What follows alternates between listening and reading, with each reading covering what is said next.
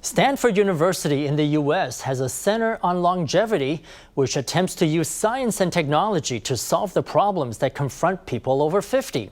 In 2014, the center started its annual Design Challenge program, which encourages college students from all over the world to use their creativity and innovation to design products that can improve the lives of the elderly.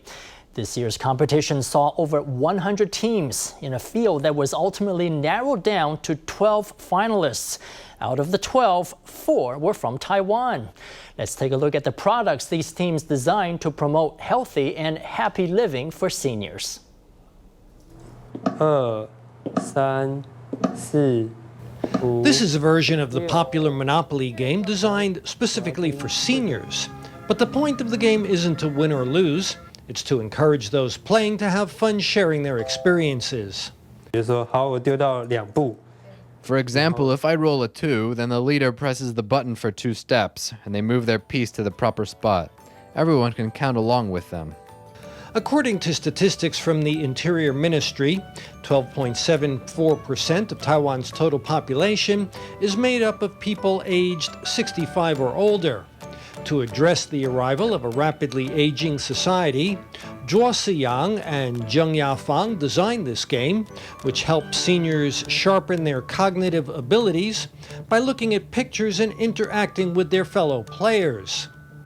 These 2 students from National Taiwan University of Science and Technology made it all the way to the finals of the Stanford Center on Longevity Design Challenge.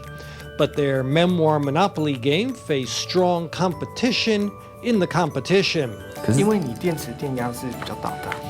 This team from National Chiao Tung University fielded an entry called Pot Talk. It's a plant that waters itself when talked to. The team said they took inspiration from the importance of talking with elderly relatives and keeping them company. With technology as advanced as it is, widely available stuff like smartphones and the Line messaging app helps to shorten the distance between 2 people, even if they're physically far apart. But when you return home to see your elderly relatives, that distance can sometimes become even greater. This is Stanford University in the U.S. Starting in 2014, Stanford Center on Longevity embarked on a collaborative project with social enterprises in Taiwan to stage a global design competition aimed at seniors.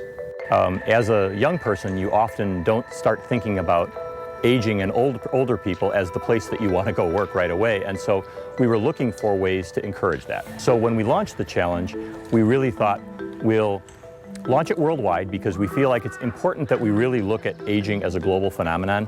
The 3rd iteration of the contest was held earlier this year, with over 100 groups from all over the world presenting their designs. Out of 12 teams that made it to the finals, 4 were made up of students from Taiwan. The night before the competition, the Taiwanese teams were busy putting the final touches on their presentations. One designed by a student from National University of Science and Technology focused on easing difficulties encountered by the elderly when bathing. It's a chair specifically designed for the elderly to take a shower in. Aside from being able to use it to take a simple shower, seniors can also open it up into a full tub if they need to take a bath. In another room, National Taiwan University student Lee Hung-chi was concentrated on rehearsing his presentation with his teammate. We wanted to design a really simple interface which could let older people share their family stories with all of the members of their family. The app allows you to record these stories, and while you're recording them, the app will analyze the recording so that in the future, you just have to speak to call up the corresponding pictures. On the day of the final round, the 4 teams from Taiwan had to compete, not only against one another, but against competition from other countries as well. Today I'm going to introduce my idea as shared. The elderly are increasing in Taiwan, and there are more and more daycare centers. Pot Talk will keep taking care of plants until there's only one light left. We can easily share the photos on the Facebook and send to other. The contest judges were drawn from academia and business and included international experts on aging. One of the members of the panel was Sha Yao, a native of Taiwan and the grand prize winner in the first iteration of the Design Challenge held in 2014. She shared some thoughts on the experience from the perspective of a former competitor. It's hard to assemble so many professionals in one place where they're to critique your design. It helps you to really learn a lesson, so that's why I think this is a special opportunity for those competing to introduce their projects. The results of the third design challenge were released, with 3 of the 4 teams from Taiwan claiming prizes. Their designs left deep impressions on the contest judges. We just saw Bath Chair take second place. I think what was so interesting there, and Ken talked about it a little bit, around you see the potential. And even if it isn't fully ready yet, how do you honor that there is a great idea there and dig in further and keep going? And the Memoir Monopoly did, they, incorporating people's pictures and memories and even including their family and sort of creating these games to create a solution that is individual and focused for each person. I thought that was fantastic. They did a ton of homework, they did a ton of testing.